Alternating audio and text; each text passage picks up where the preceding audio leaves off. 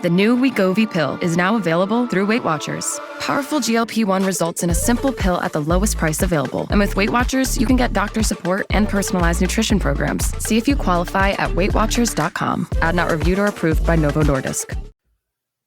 A Swift Kick in the Ass, episode 101. All big changes start with a swift kick in the ass. Join the journey of lifelong friends, John Curran and Tom Stewart, as they make conventional thought bend over and take a boot to the keister. Warning, listeners may notice a force equal to or greater than needed to get your ass moving. A swift kick in the ass, living life on your terms. Welcome to another episode of A Swift Kick in the Ass. This is John Curran, joined with my co-host, Tommy Stewart. And today our topic is smiling back at death. Welcome back, Tommy. Hey, what's up, John? You know, Tommy, we haven't been all that consistent with our shows. And what I mean by that is the frequency in which we've been able to publish our shows. It's been challenging because you're dealing with a blind or half blind guy. Yeah, and the technology that we've been using took us some time to figure out, but we are hoping that this is it. This will work for us. So let's just kind of give an update on how you've been doing, Tom. And yeah, if you're new to the show, you gotta learn I have brain cancer. You know, this first showed up 2 years ago, December, as symptoms. I was I was a little wobbly. I choked when I drink water. I was mumbling like I am now, and I thought, I looked on the internet and I saw the symptoms all matched up with ALS. So I called John. I said, hey, I knew his father had passed away from ALS. What are the symptoms? Yeah, I remember that. And that was one of the most strangest questions and most unsettling questions I have ever received in my life. It's tough. I can't speak for Tommy. I'd really try my best to put myself in his shoes, but I think that there are some things in life that you can't really understand until you walk through it yourself. And so I try to be as good of a friend as I can Right. through this. And I vividly remember that phone call. Yeah. And, and it's tough. And I guess on any side of the phone, I'm sure that wasn't easy for you. No. Either. And I remember back then too, not knowing what was going on, trying to get answers, becoming, a human pincushion and going through all those tests that you went through and not really getting any answers. Yeah. So here's the story. I couldn't find a neurologist. My doctor, I just had my physical. Perfect. No problems. Everything was nice. So I said, hey, I have a problem though. I have these symptoms. What could they be? I thought maybe electrolytes or, something good, because I was in the prime of my life, ran 20 flights of 5-story stairs every day. I did Brazilian Jiu-Jitsu 3 times a week. So I didn't really think it was something dangerous until he couldn't find out either. And so he said the next neurologist appointment is 30 days away. And I said, I can't, don't you know someone? He didn't know any neurologists. So I looked up every neurologist in the phone book, called them all, found one that would take me the day after Christmas. So I went to him. He did all kinds of crazy tests on me. And, he put needles on my eyes and he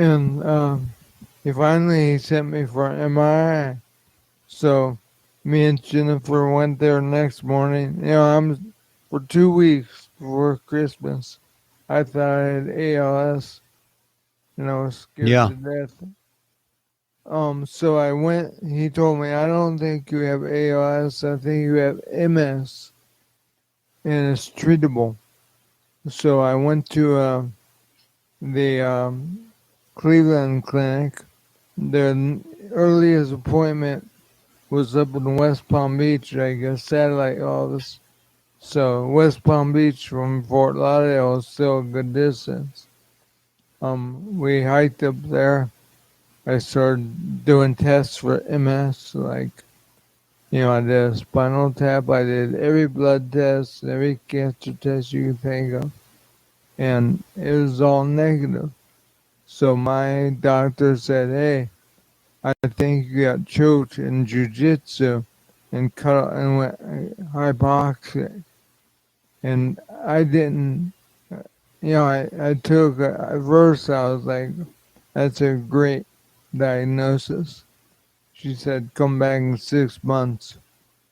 After thinking for a while, I was like, no, that's not right. I've done jiu-jitsu for 9 years. There's no way that, I thought maybe like my artery got cut off Yeah. and the blood flow to my head. Yes, but we checked all that. We did tests for everything. And I didn't believe her, what she told me. So next day I called the other Cleveland clinic, which is close to by, and they said, well, we have one appointment. Otherwise you'll have to wait 30 days. The one appointment was at 10:30. It was 10 o'clock. I asked my boss to say, hey, I gotta go. So he let me go. I went to the other doctor. He told me from the shape of it, it could be a tumor. So, and I guess I have lesions, lesions on my brain. And I guess they can't tell if they're lesions or tumors or Yeah. what they are. I remember that, Tommy. When you were going through all that testing, Yeah. I think anyone wants to keep to the status quo, right? They want to keep to their normal life. And for you, your normal life was not only the jujitsu, but also it was working, it was family. I mean, as many of us, we have very full lives. And what I remember, particularly back then, was you were going through these tests, and some of them were pretty, Yeah. pretty The spinal tap was really yeah. nice. And you went back to work. Yeah. And you had this mindset, like, you know what, I'm just going to kind of work this into my schedule. And of course, you never want to think the worst case scenario.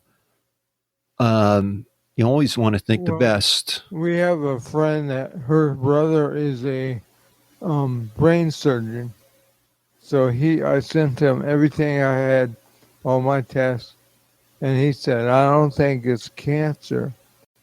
It's probably I forget the name of this thing, but it was a virus that gets inside you, causes similar situations, and it's treatable with antibiotics. I really thought that's what I had. Yeah. But 2 years now down the road, you've had a lot of your questions answered. You have a diagnosis. You've gone through treatment. And things have stabilized for you. Yes. And, we continuously hope that things will continue to be stable. Right. So right now, I don't think you're taking any medications. You're not. You're done with chemo. Done with chemo. I'm off all medication. Now, I just went to the hospital this weekend because my wife found me on the toilet, completely passed out, but I had my eyes open, so she thought I either went in a coma or I'm dead. Yeah. She called 911. They came and got me. Now, before this happened, I remember the night before, I take marijuana to help the brain cancer. Right. So, besides the effects, it's been proven that it has a certain effect on destroying tumors. So I took a little bit too much, and I remember I got up to go to the bathroom. My wife wheeled me into the bathroom. I felt high. I told her, I said, I'm still high. And because she's like, what's wrong with you? Because I was like, I have to transfer from the wheelchair to the toilet. And that was a little harder than normal. Yeah. So I transferred. I was waiting for her. I flushed the toilet. I was ready to go. Normally I call her, but I didn't call her this time. I remember feeling real nauseous. And then I guess that's when I passed out. So, and I think, I've had been having some low blood pressure. And I went to a 5K that day before. I didn't run. Jen ran. She took second place, by the way. And then she pushed me through. It's like they call the holiday lights. Yeah. They have the area is all dark, and you walk through, and they have little displays and snowman and Santa. And I was wearing lights. I had my wheelchair decked out. But I think that, maybe I wasn't hydrated enough, and I really didn't have a good dinner because they gave us some pollo tropical, which is a local chicken and rice and beans kind of place. And I don't eat rice because I'm on a keto diet for treatment. My own treatment, a way to control whatever cancer I had. They had proven that or shown in studies that keto diet was good for brain cancer. So obviously I started doing the keto diet, and then basically they don't want you to have any sugar, and white rice changed the sugar, so I didn't eat any. So yeah, it was this I think the circumstances around everything. And I went to the hospital. They told me, no, they did a CT scan, which could tell I didn't have a brain bleed or something else weird going, like aneurysm or something. And they wanted to put me on seizure medicine, which I told them no, because I'm not taking any medication. I really don't want to put medication in my body unless it's needed. And this was something I was going to have to take for the rest of my life. And I said, I don't believe that was caused by anything other than the marijuana and low blood pressure. So, yeah. So, the episode here is titled Smiling Back at Death.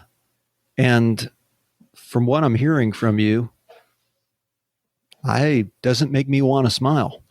It doesn't sound very fun. well, Jennifer, I'm blind in one eye and not so good in the other. But Jennifer told me that often I'll sleep with my eye open. She'll talk to me and I'm not responding back. And she's getting mad thinking I'm ignoring her when in reality I'm asleep. So Yeah. 2 nights ago I was joking around and she came to bed and but then I was snoring but I had my eyes wide open staring at her just to freak her out. Little did I know, 2 days later, it actually happened. Yeah. That reminds me of a story. Back when you and I were in high school, we were part of band Yeah. and we went to Mexico. And I remember there was, we all roomed together. And I remember in the middle of the night, this one of the kids comes running out into the hallways, just screaming, "Ed is dead! Ed is dead! Ed is dead!" And everyone's freaked out. They're like, "Oh my gosh, Ed died? What?" And it wasn't, Ed didn't die. Ed was sleeping with his eyes open, and it freaked his roommate out. Ed was just fine, but uh, I could imagine, seeing anyone sleeping with their eyes open. It is kind of freaky. Yeah. And she told me I was out for like 10 minutes. And her and my son Hunter were screaming and yelling, trying to get me to come to or do Yeah. anything. And finally, I was like, "Hey, what's going on?" And they were trying to move me, I guess, because I don't want to die with my pants off sitting on the toilet. I don't, yeah, and then I was, thinking about how Elvis died. Elvis died on the toilet. And, the old joke is, what were Elvis's last words? Corn? you know, I don't want to make that joke about you, my best friend. I'm fine. Yeah. Yeah. So, so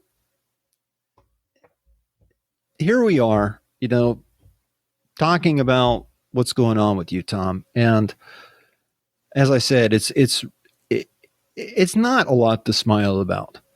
But with that being said, I see and I know that you're out there with your family.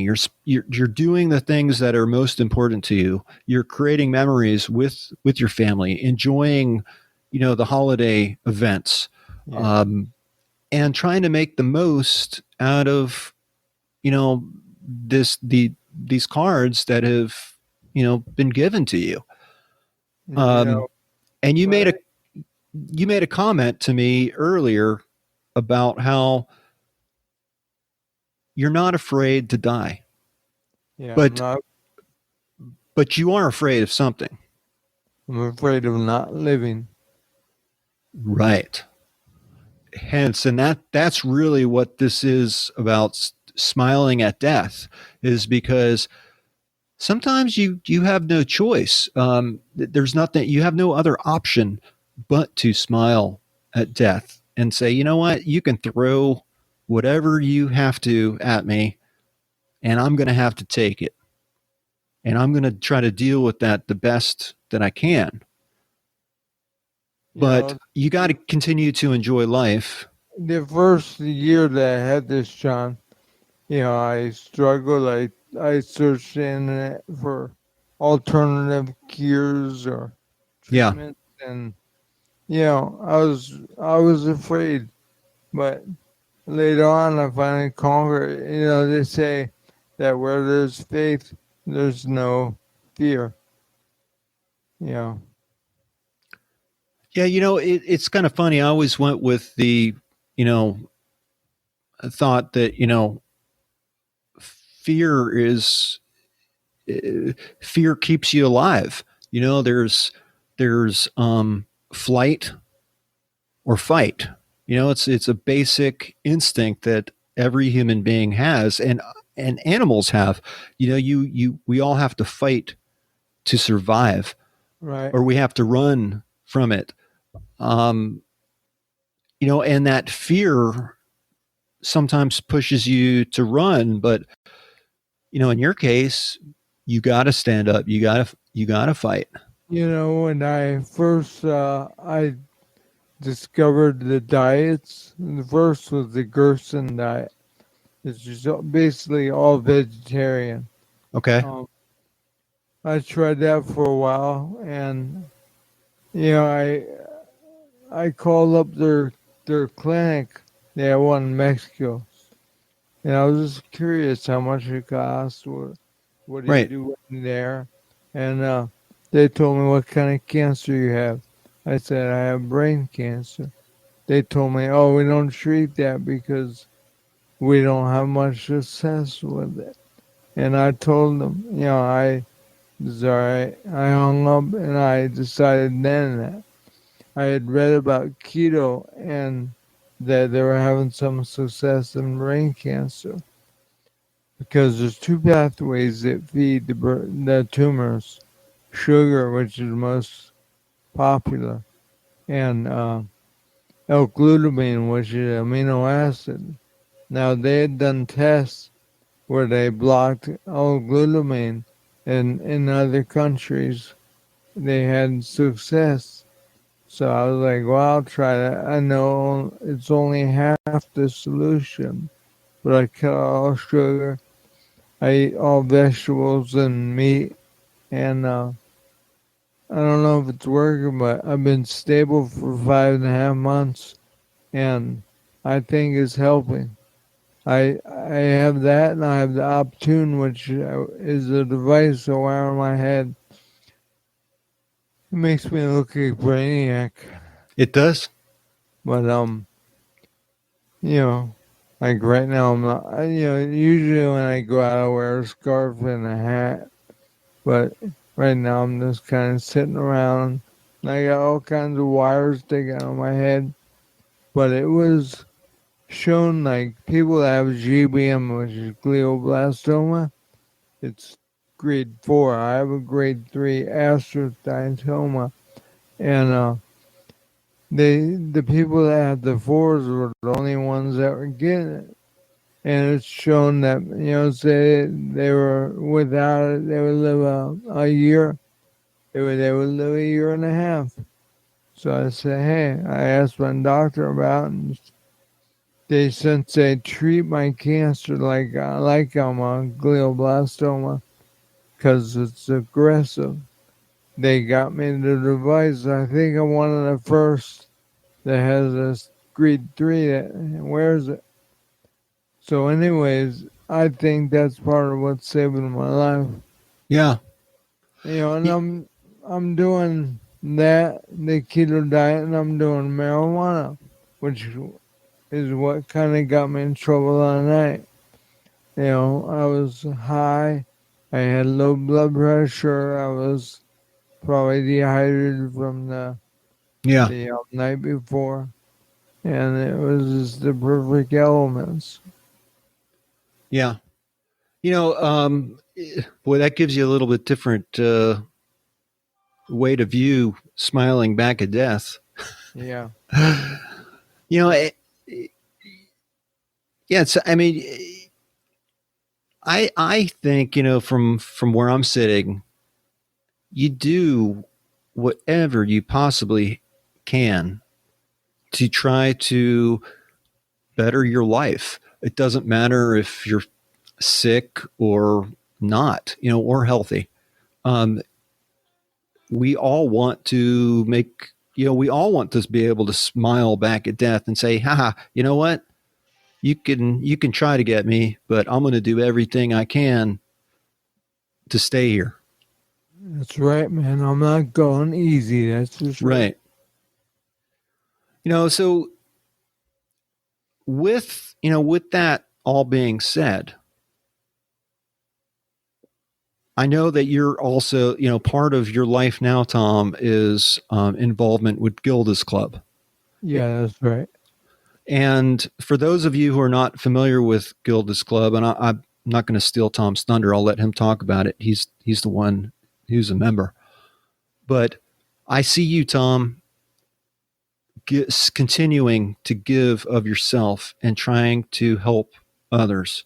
Yeah, because you go there, you share your feelings, share what treatments you're on, and if they're working or not. So I always help anyone that's in that situation.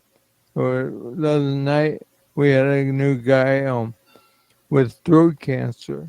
Obviously he lost a lot of weight from having throat cancer, not being able to eat. But I told him, I said, there's still hope. I have a friend that fought throat cancer and he beat it with conventional treatments. And just to give him hope, an encouraging word, that there is hope that he can survive. Yes. And you go there, we share, we talk, I made a lot of good friends there. But not every city has a Gilda's Club, So there's a lot of people out there that have no one to turn to, no one to talk to. I'm in the process right now of building a new website, which will have me. Few posts I've been on, I translate text to speech, so with some voices that sound pretty human, not like a robot. And I find cancer articles I'm interested in, and I have the voice of text read it to them. Plus, I paste the article there so they can find more out on their own. But that's how I'm giving back. I got a Google number, and so people can call me. I enlisted some of the people from Gilda's that help me if the volume goes where I can't handle it. Right now, as I say, I'm the healthiest cancer patient around. I feel better than I did before. I eat good.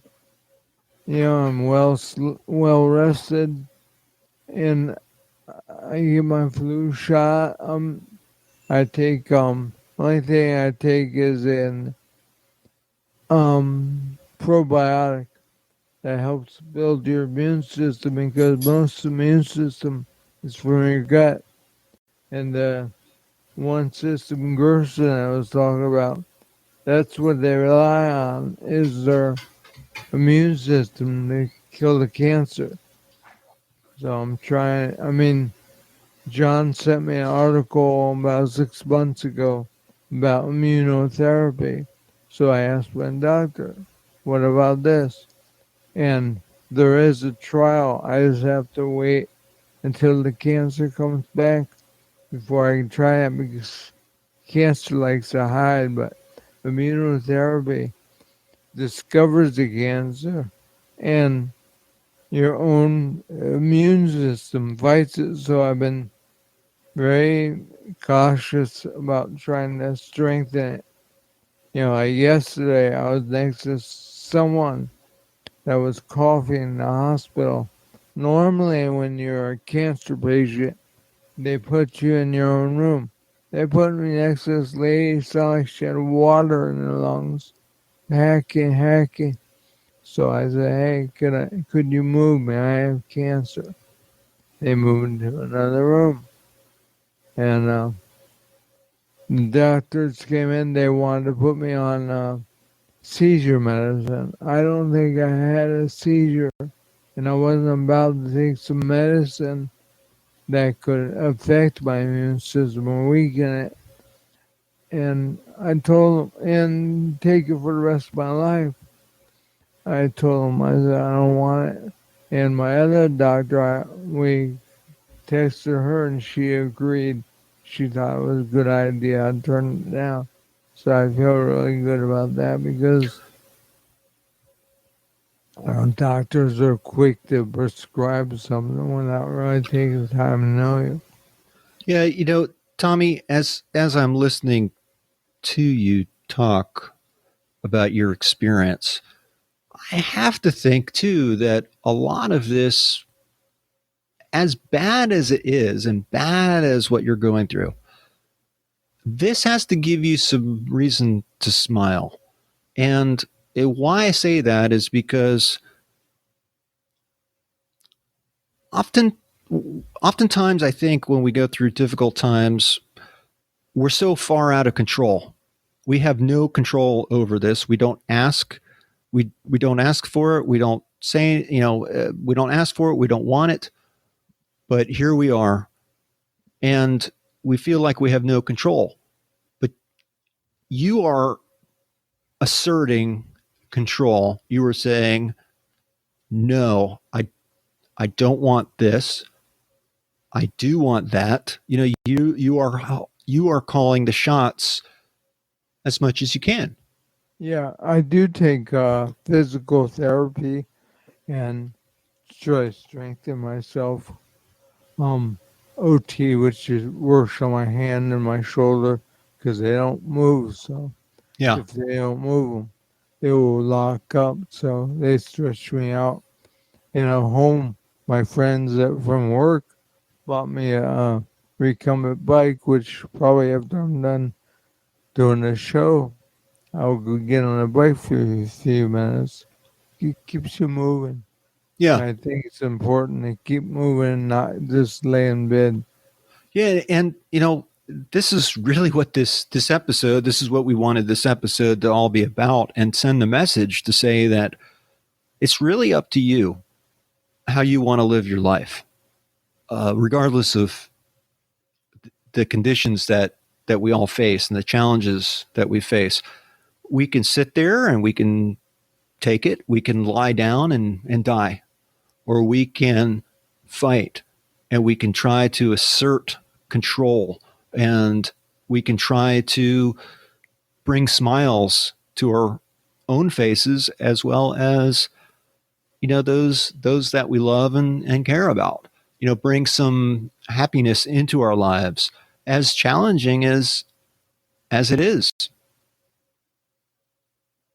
That to me, I think, is one of the takeaways for the audience, is that we might have it bad, and there's no disputing that having 5 brain tumors, that's bad. But what can you do? It's better than ALS, which definitely would have killed me in 5 years. This I've been around for 2 years and I'm feeling good. So if I can keep holding out, maybe another treatment will come along or another drug will be approved. And if not, I'll live my life to the fullest until it's time that I gotta go. Right. And so I think that's a perfect bridge to kind of starting to tie up this episode. As I mentioned earlier on, we haven't been all that consistent in our ability to produce new episodes, and we've been working behind the scenes to manage that. And I think that with this episode, this marks a pivotal moment in this podcast, because we're not going to stop. We have no intentions of giving this podcast up, and we're going to keep going. We hope that this can help bring a smile to your face, no matter what challenges. And we want to help. Tommy offers his perspective and his life experience. I have my life experience. And when we started this podcast over 5 years ago now, we saw it then, and we still see it today as a journey. This is the journey of our life. And these are the terms that we have to live with. We do our best to try to negotiate or renegotiate the terms that we don't like. And sometimes all you can do is smile and say, That's right. And like just like Friday night, we went out to a Beatles tribute band, cool. and they were very good, and the people dancing. So I get in my wheelchair, have my wife wheel me out there, and my sister-in-law, and start dancing. And I've done that several times. I did it at the Hard Rock Casino the week before, so I'm not afraid of getting up in front of people and doing stuff that's different, Right. you know. And you never have been. Well, I had a little fear that kept me quiet and for my full potential, I think. But, we do karaoke, which is very therapeutic.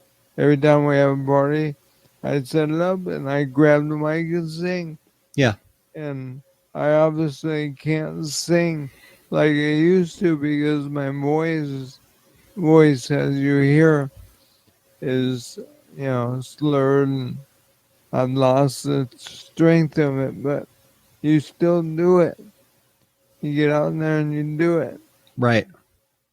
And that's exactly what we're going to do with this podcast. We plan on putting out more episodes, and we plan on focusing on this swift kick in the ass that is right here in front of us. We know that everyone has gotten a swift kick in the ass from time to time, some more serious than others. And we hope that this podcast provides inspiration and also an awareness that you are not alone. There are ways to help make your life better. And we hope that you join us on this journey and continue to join us on this journey. Absolutely. If you have any comments, questions, maybe you want to be put on the list for Tommy's website for the Golders Club, the virtual Golders Club, feel free to reach out to us through our email, through our website. The website's easy to remember. It's my name, Tom J. Stewart. So is it Tommy? Is it Thomas? Is it Tom? The URL is Tom. Okay. Tom J. Stewart. Okay, Tom J. Stewart. And we have a Facebook page for Swift Kick in the Ass.